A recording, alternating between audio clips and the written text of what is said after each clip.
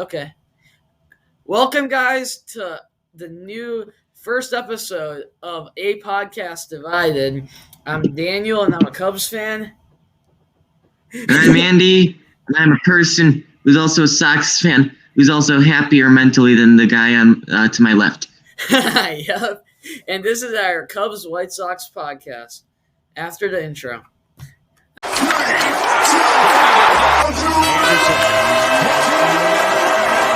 Your Daily Cubs White Sox podcast, the best place for all the baseball debate you need.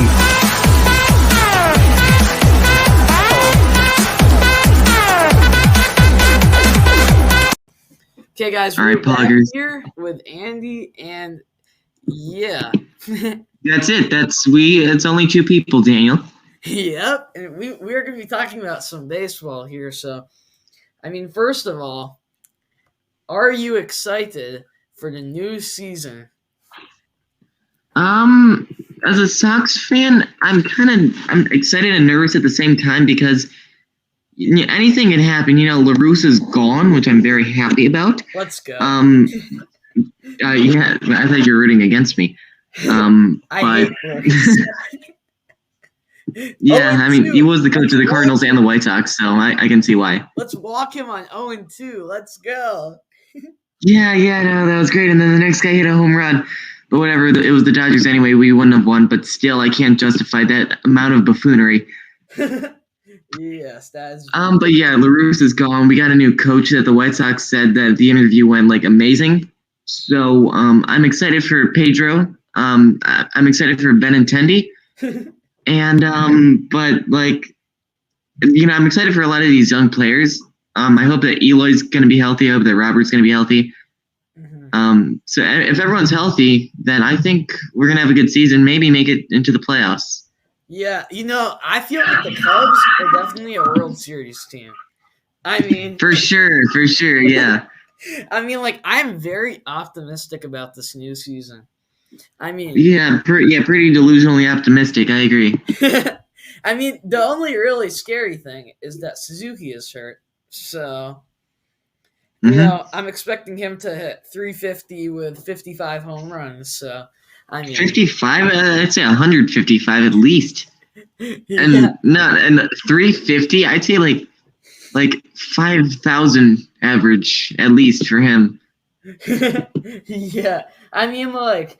All the money we have spent during this season, or during this off season, yeah, it's gotta pay off.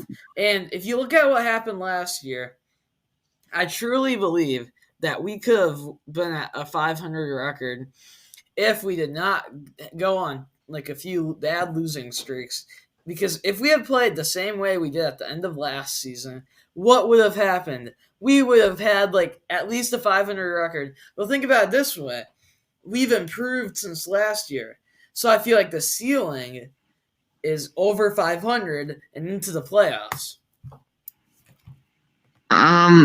Yeah, no, as a person with logic, I would say that the Cubs will not be doing anything crazy, and in my opinion, I think they're going to be a team that's slightly below 500, not good enough to get into a playoff spot, and but also at the same time not bad enough to get a high draft pick. So I think this is going to be a waste of a season.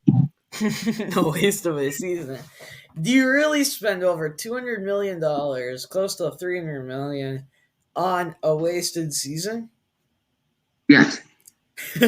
Only if you're you got three players, and all three of them besides three players that actually have a name attached to them. Yeah, let's see. Which are Bellinger was an MVP.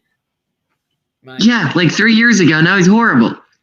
He's still the same player, and he's pretty young. He's in what most people would be in their prime right now. Exactly. Chris Davis was a great player, and then 3 years after his reign, he got dropped basically. Because I feel like people are talking about Yelich and saying, "Oh, he might be good next year." Yelich and Bellinger are in the exact same situation. Why are people Yeah, both of them are bad. optimistic about Bellinger? I feel like if people were being real, then Bellinger is an MVP is the same amount as Yelich is an MVP.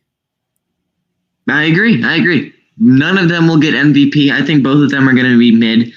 And my prediction is that Bellinger gets injured mid-season. Mid-season. That would be sad, I have to say. What about that would be great. Dansby Swanson? Dansby's your only good player that you got Swanson. In the offseason. But he's still not like the best shortstop in the league. He's not top 3. He's not even top 5. I'd say he was top 3 in free agency for shortstops. No, let's go to free agency shortstops. Hang on. Yes, because I feel like Correa might be. I guess you could say Correa is the best free agent shortstop from this offseason. Okay. But I feel like also after Correa, it's let's see, who is the second best shortstop in free agency? Trey Turner is number 1. Exactly. Trey Turner, Carlos Correa, obviously better than Swanson. But is Sander? I'll just say Bogart. Sander. Is Bogart? He is, in fact, better than Dansby Swanson.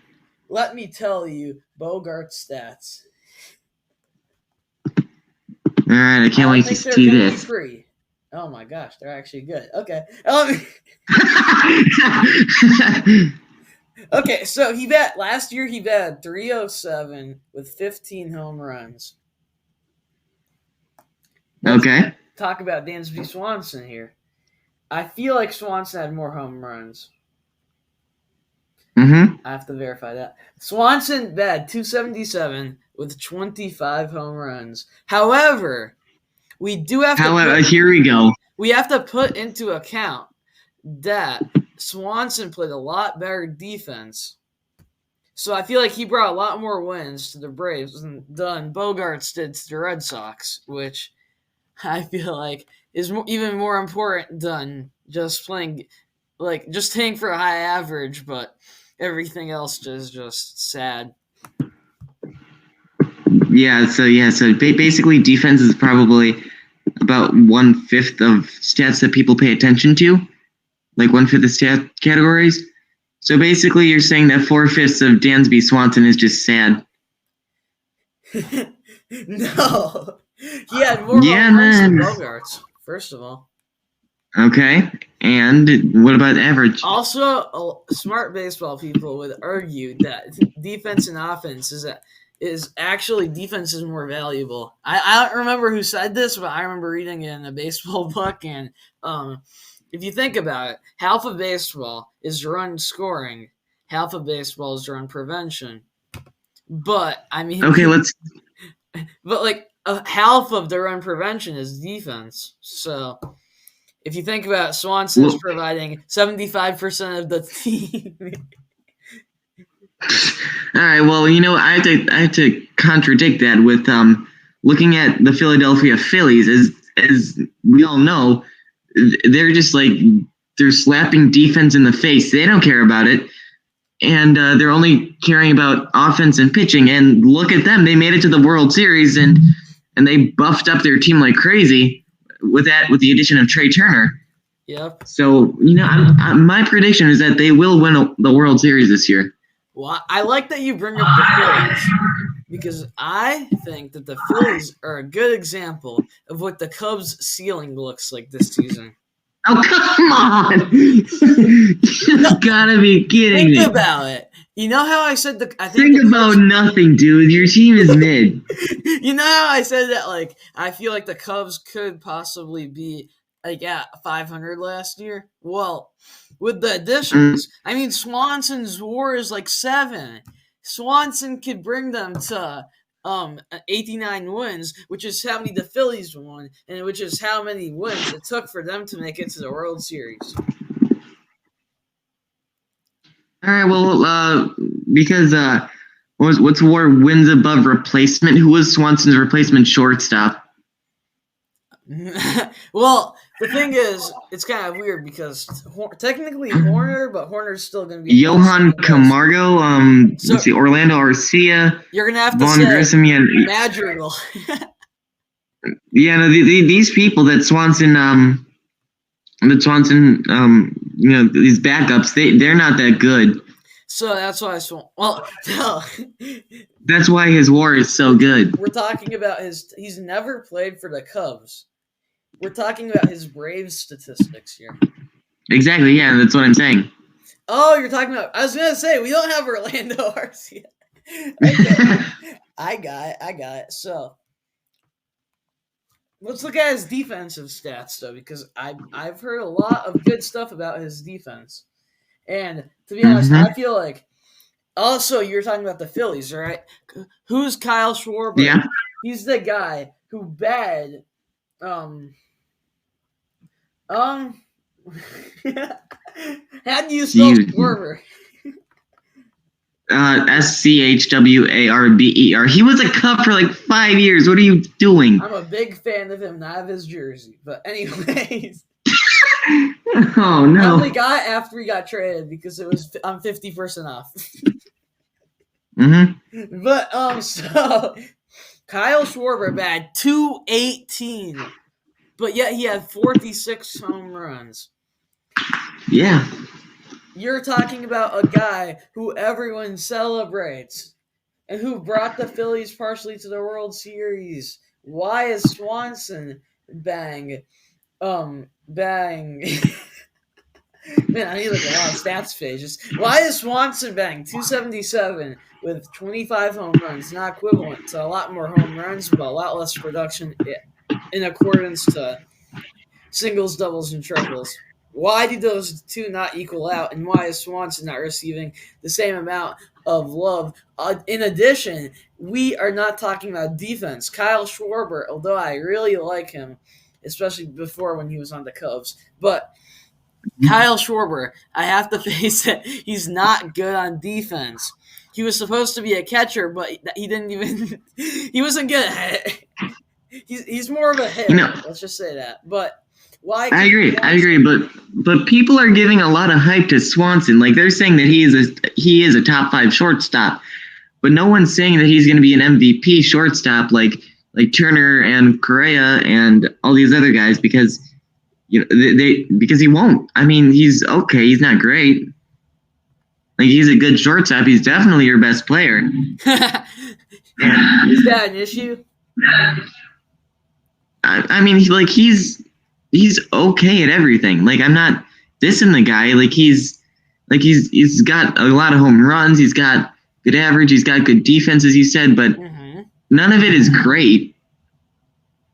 I mean, to be honest, I feel like we have the best middle infield in all of baseball. No, you don't. No, you don't. Turned a double play in the second inning of the first spring training game, and they're already off to doing better than Tinker, Evers, and Chance. Cool, they did their job. I just need to write a poem about them now. Okay, I'm looking at CBS MLB top 10 middle infields, and number 10. I didn't review this before. I just looked it up right now. But number 10 St. Louis Cardinals, number 9 Houston Astros, number 8 Twins, number 7 Padres, number 6 Rangers, number 5 Braves, number 4 Mets, which makes sense because Jeff McNeil, Francisco Lindor, that's really good. Number 3 Red Sox, and tied for number 1 Los Angeles Dodgers and the Toronto Blue Jays. The Cubs aren't even on the top 10. Wait, where are you looking at? CBS MLB. CBS MLB. Okay, I'm going to pull this up. One thing I will say, though, while I'm pulling this up, is that star players are not the key to success. Okay? You look at the they Angels, are. Well, that and depth. The 2 top players, some people would say, these are like the best player and like the top 5 player, and the second guy counts as 2 different players in a sense, and he's supposed to make over $500 million after this season. And they are Mike Trout and Shohei Ohtani. Now, are the Angels better than the Cubs? Not even close.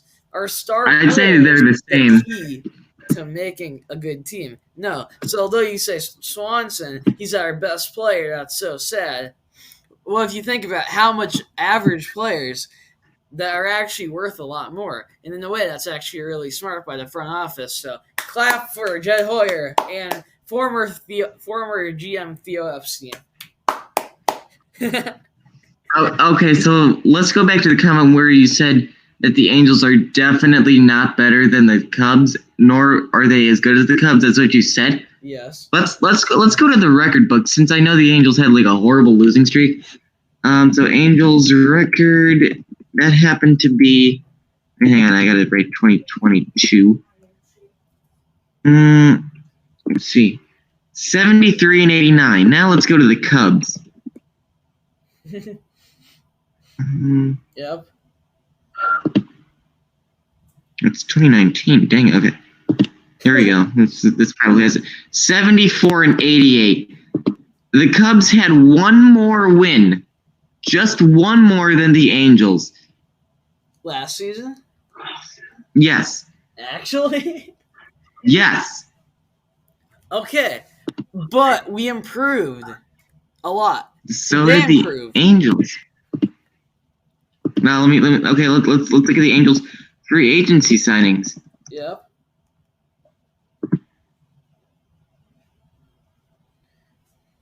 Let's see it. Actually, we'll just go to Angels off season. I know they got Gio Urshela. Wait, They actually. got Hunter Renfroe. Great. We Yeah, got just- some washed up superstars. Let's go. So did you. Patrick Dansby Swanson is Sandoval. not old. How Now, old you is know, he? now that I think about it, yeah, now they got Tuki Hussein, who I think is going to be really good. Dansby Swanson Tyler is Anderson. 29 years old, just so you know. Yeah, but what about Bellinger? He's washed as a whale. I feel like Bellinger has a lot of potential. I don't think so, man. I don't. Don't get your hopes up on him. Like, he's 27. How can he be washed up? At 27, some people are just starting to make a name. He's for been washed up themselves. for like 3 years. Washed up by age or washed up by talent and skill? Talent. Talent. So, would you really make the case that Cody Bellinger is a failure? Yep. Got it. Okay, then. That's... I don't know what to say about that one, but I mean, I feel like on Bellinger, we're more trying to hope for some good stuff. Done. Oh, let's put the microphones on there. There we go.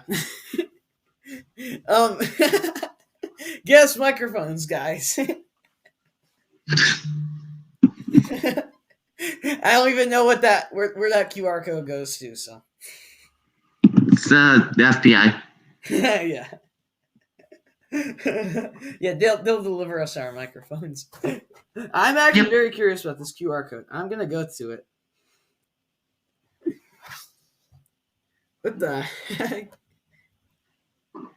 It just brings you to Restream.com. Oh. How are we supposed to get our microphones? I don't know. That's sad. Oh well. Well, I guess we don't get any microphones. Put that off. Yep. Whatever. Who cares? Now Anyways, let's talk about. Let's talk about White Sox now. I'm excited for one player in particular, and that is Jake Berger. He's very underrated. He's been doing so poggers in spring training. He's got like 1 billion home runs. yeah, let's check that. Yeah, all right. Let me just draft a player since I'm drafting at the same time. Okay, as so I'm Jake doing Berger this last year batted 250. Last year, 8 home runs. Yeah, and he played like 20 games, like when Mikado was out. 51 games, and he had 168 at bats, and I'd say 500 is a full season. He had more at bats than people did in like 2020, for example. Let's go to Jake Berger. spring training. His career batting stats. average is .252, and also Pretty good. Let's put that into comparison with Nico Horner. Okay, yeah, no, I'm not saying that Jake Berger is better than Nico Horner. Nico Horner. But okay, let's look at 2023. Yes. Okay, let's look at Jake Berger's spring training. Let me just draft another player. Let's get JT Realmuto. Okay, so Jake Berger's spring training, he has had 14 at bats, 2 runs, 5 hits, which makes it 357 average, and on base percentage. 2 home runs, 3 RBIs, and an OPS of over 1,000. Impressive. Now, how many at bats is that? 14. So, well, first of all, 14 at bats is a really small sample size. Exactly, but I think Berger should be. I think this is what the White Sox got to do. They just got to scrap Moncada. I don't think he's gonna amount to much, if anything. I just like to point out. Just get Berger. I'd like to point out David Bote. He has hit .625 with a home run in spring training and an OPS of 1.825. Cool. 8 at bats, by the way. Mm-hmm. He's 5 for 8.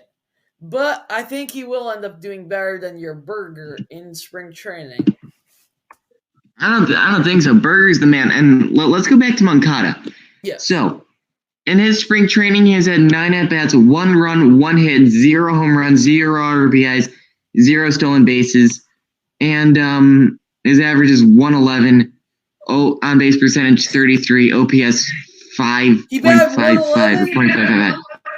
Yeah, I know he's not doing good. Yoan Moncada is not the guy. Then why are you bringing? And just from the sample, yeah, no, I don't think we should bring him up. And if anything, we should put him on the bench or maybe at second base. But I think Andrus is better.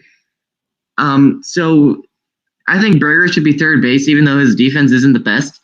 But just from the sample size of Jake Berger, I think he's that guy. I think he'll have over 250 average, possibly 20 home runs. I think he'll make a name for himself this season if the White Sox do the right thing and put Berger at third base or shortstop. Well, that definitely is an interesting claim. However, actually, as you were talking about third base, it kind of sparked my interest about Justin Turner, who I believe should have been put onto the Cubs squad. I don't know why I said it like that. Okay. I believe the Cubs should have signed him. He signed for he signed a 2-year, $21 million contract, but I mean, I think it's definitely a $10 million a year contract would definitely be a very good idea to solidify the Cubs' third base position. And I would make the case that if they signed Justin Turner, we would have a great infield. Don't you already have Patrick Wisdom? Yeah, I think Patrick Wisdom is an interesting player. So he broke Chris Bryant's rookie home run record in half a season in 2021. Okay? Mm-hmm. That's really good. And this is Chris Bryant's all-star MVP season. It's everyone's let's go. Chris Bryant's amazing. No one even knows who's Patrick Wisdom is except for Cubs fans who like him and White Sox fans who hate him. Okay? Okay. So, I feel like he doesn't get a lot of support, and he should get more, but I also think that he is not as reliable as you might think, because last year, well, first of all, his strikeout percentages have always just been tough. Like I remember being at a game and it was in Milwaukee, and I was right next to the Cubs dugout, and I just remember seeing him strike out, and then he was like walking when he was walking back to the dugout, he was like staring kind of in my direction, so I saw his face, and he was just like slamming his bat, and I was like, man, that doesn't look so good. But then I also remember in 2021 at Wrigley catching, or not catching, I caught Ian Happ home run that. Ian Happ that home run that game, but I didn't catch the Wisdom one. It was to my left, but that was a great moment when he hit a home run. So in my 2 experiences with him, you can see the good, which is the long home run. You can see the bad, which is the strikeout, 4 strikeouts in the game, and we're going home losing 5-0, and Stroman got pulled after 2 innings, and yeah, it's pretty sad. That's Okay, so now let's go to the White Sox pitching staff, which would be Dylan Cease, Michael Kopech, Giolito, Lynn, and Clevenger. Now, I think Clevenger, the deal with him, he's disappointed White Sox fans even before he pitched a single pitch. But, he went out and said, think whatever you want about me, just do that. Just think whatever you want. I'm still here to pitch for you, and I'm ready to make a name for myself. So, I think every pitcher besides Dylan Cease really raises a question. Because obviously Dylan Cease has solidified himself as just a Cy Young candidate. Yep. So yeah, like Michael Kopech, will he be good? Giolito, will he bounce back? Lynn, is he too old to pitch? Is he too old to put up big numbers? You guys still have that guy, what's his name? Who was on the Giants? Can't think of him. You can't think of him? I'll get back to you. There's a White Sox pitcher. He was on the Giants before. He has like long braided hair. He throws like 3/4. Hang on, I'm looking at the White Sox roster here. He might not even be on the team anymore. Yeah, Clevenger, no. Clevenger. Yeah. Yeah, that's what I was just talking about. Clevenger. Yeah, no, he was on the Padres. And he also might be on the prison baseball team in a minute. Yeah, I was just talking about that. Like Clevenger, he could possibly be innocent. No one knows with that stuff. Like just like Bauer, he could be innocent. Like you never know with these players. Yeah, also I would like to say that on all like instances of charges against players, I think there's also a side of it that's very biased in the sense of, like, for example, Julio Urias, like, I found out about this recently that he literally was in a very similar situation. No one talked bad stuff about him or anything bad like that. No one really did anything like, oh my gosh, we need to ban Julio Urias, this horrible man. I'm going to protest if he comes onto my team. He won the World Series and he was celebrating and everyone was like, this guy's awesome. Yeah, everyone loves Julio Urias. And Trevor Bauer, I think he is MLB is kind of happy to remove him and just say you're bad because if you recall, I was actually a fan of him in like 2020. And he had a series of, like, he would make a vlog every day of his games on the Reds. And I thought that was really cool. But I remember there were instances where, like, MLB people would tell him, like, hey, you're not supposed to be showing all this stuff in your vlog. Be careful with that. Or, like, with his merch, people were telling him, don't wear your own merch. That's not allowed. And so I feel like MLB's fed up on him, and they're using all their anger, and they're just putting it on one reason instead of putting it on the main reason. They just hate Trevor Bauer. That and 2 other things.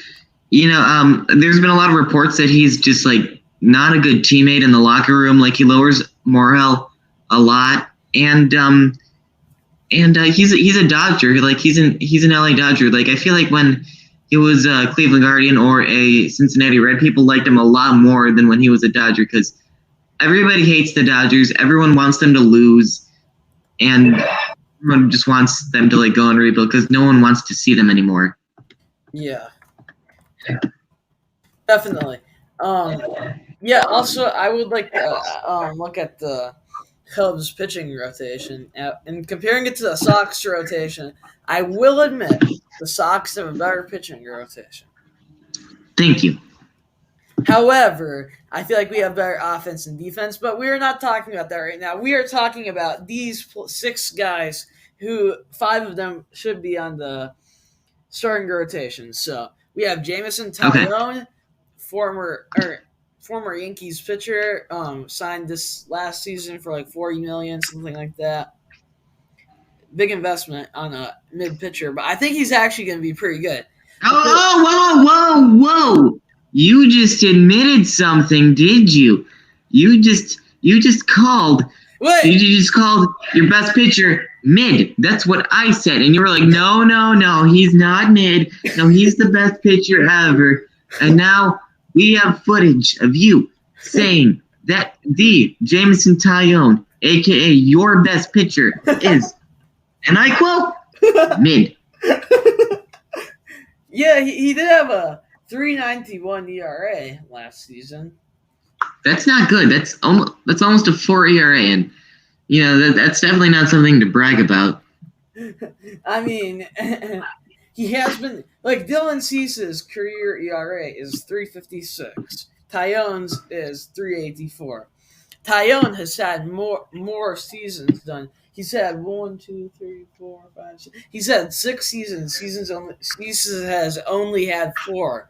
That's a small sample size. And if you put into account that Cease has just recently become a good pitcher, his results, he would pretty much have a way worse ERA. If you took out last season for Cease, his first 3 seasons were ERA 5.79, ERA 4.01, ERA 3.91. Last year 2.20. To be honest, I feel like that could just be an outlier. And next year we see a 3.91 ERA, and the White Sox are no. Cease is young. He exploded right out of the gate, and his mentality is perfect just the way it is. Dylan Cease is here to stay. But why did he have 3 seasons of horribleness? He was young. Like he didn't know what he was doing most of the time. Now he's here. He has experience. He knows how to. He's improved a lot of his pitching. He's dirty. Like he has some great stuff that has improved way much over the years, and now it's only improving with him. Cease is only on the up and up and up. So, are you saying that you'd be surprised if he pitched to a 3.91 ERA, which he has done at least to that, if not a lot more, in 75% of his career? But yeah, it's not going to. I wouldn't be surprising. I wouldn't be surprised. I would be shocked if I see Cease regress to the point of what you are saying. Because to be honest, I'd be more surprised. Is it really that drastic to say that he goes back to how he pitched back when he was just? I mean, 2021. How long ago is that? That was 2 years ago, but we all know that Cease didn't have the experience. He wasn't, you could argue that he wasn't MLB ready. He was the 5th string pitcher to a really good rotation. And Cease just didn't have the stuff that he has now. He didn't have the experience that he has now. He didn't have anything that he has currently right now. Yeah, and also about the Cubs rotation. We went a little bit about but if we do look at the Cubs pitching staff, we have Taillon, who I actually think he's pretty good. Marcus Stroman. Okay. who was an amazing pitcher. Okay, I have a story about Marcus Stroman. So, back when the Cubs were playing the Mets, I remember the announcer saying, "Man, Marcus Stroman's tomorrow. This is not going to be good. Oh no, he's nasty." And then he was injured for that one game. He had to miss it, or he was like sick or something, and arm injuries, and he missed. And we didn't have to hit against him. And I remember thinking, like, man, we don't have to play against Stroman. Let's go. He went to the Cubs. No one cares about him anymore. I think he is the number one most underrated pitcher in the MLB, and this is his breakout year, along with Seiya Suzuki, mind you. All right, let's go to his stats. Let's go Chicago Cubs, Marcus Stroman. Let's see what we have here. Man, let me just draft some more players. Let's draft Jonathan India. All right. Okay, so Marcus Stroman, 2023 spring training. I can't lie, he had a great game, 2.08 ERA. But let's go to the 2022 regular season. 3.50 ERA, that's not much better than Tyone. 6 wins, 7 losses. Only 119 strikeouts. And a whip that's actually pretty okay. Which season? Which season are we were talking about last season. Gotcha. Last season, his first season in a Chicago Cubs uniform. Thank you, Cubs Center, for putting that comment. I know Andy appreciates that comment. Aren't you Cubs Center? Oh, got you there. Yeah. So you have no comeback to that, do you? No. Jeez. Zero comeback. Just for some comparison, though, our final pitching players are Drew Smyly, which I applaud the Cubs re-signing. No. Drew Smyly on any other team, including the Cubs, to be honest, has the potential to just be switch out basically every week from MLB to the minors. He's not good. That's an interesting remark, I have to say. Considering if I tell you his stats, you will be surprised in a good way. I can't wait to hear his stats. I want you to look up his stats for yourself. I did. So, well, one thing. People bagged against him 0.73 in 2021. Okay. In his career, people bagged against him 0.047. I don't think this is correct. Yeah, me neither. Okay. Let's see his actual stats. So, let's point out his spring training game. Mind you, this is against players who are barely going to make the league or who are going to make the minor leagues. So in his one game that he pitched, he lost.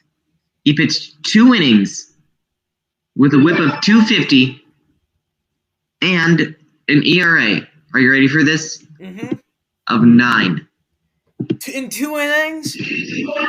In 2 innings, an ERA of 9. So you're talking about 2 innings and you're saying that's the type of pitcher he is? I'm not saying that's the type of pitcher he is. I'm just saying, like what you said about Jake Berger, that's a very small sample size. I agree. But let's go to the 2022 regular season.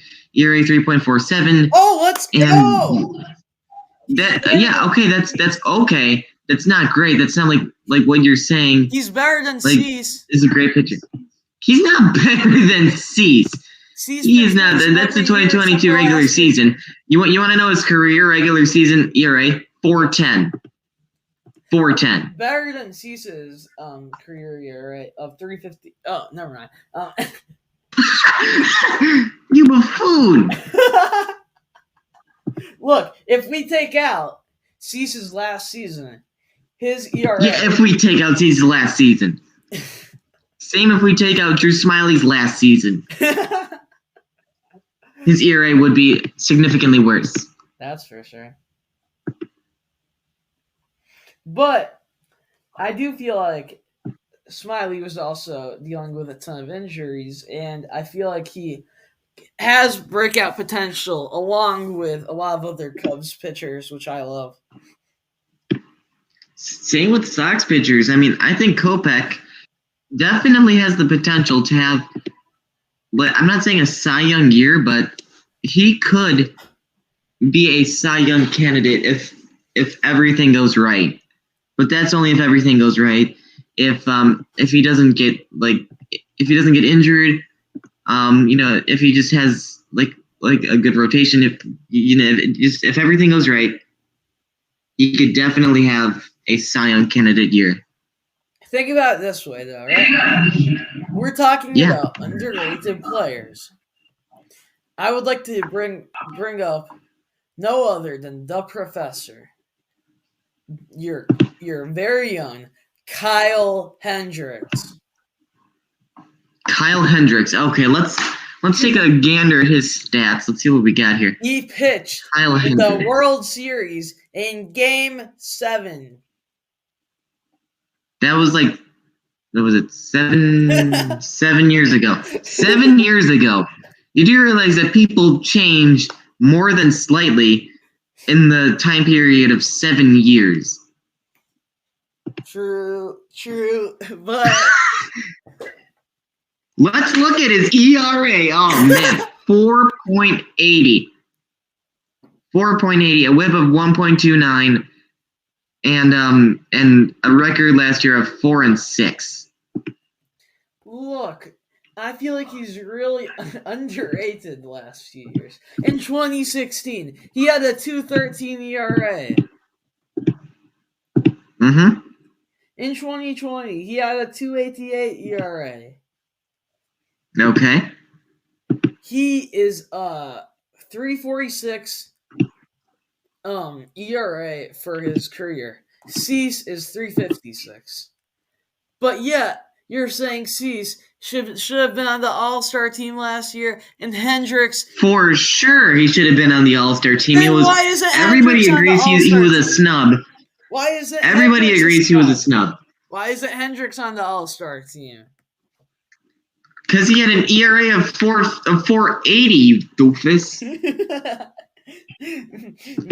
Cease had an ERA of 2.20. That's like Kyle Hendricks more than doubled his ERA. That's true, kind of, actually. But, I mean, it's like true.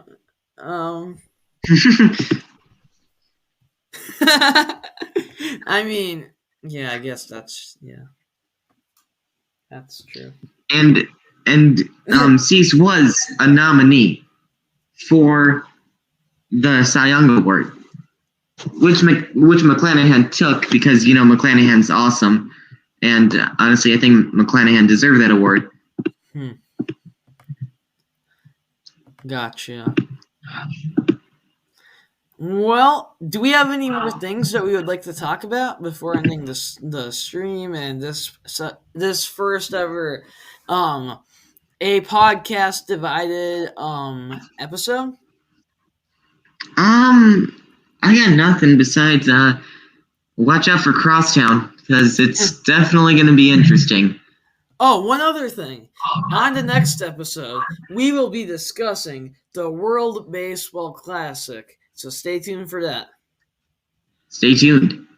And yeah, I mean, that's pretty much it. Anything else you got? Or? Nothing much. I just want to say that the Sox are better than the Cubs. Sorry, I got a frog in my throat.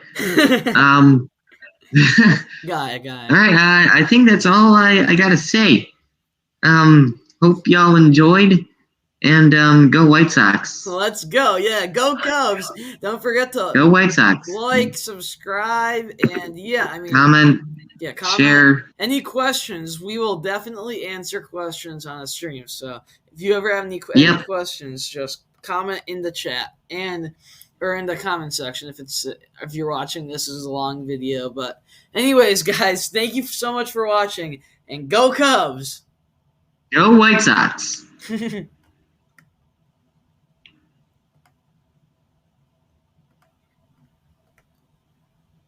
Did we do the thing? Yep.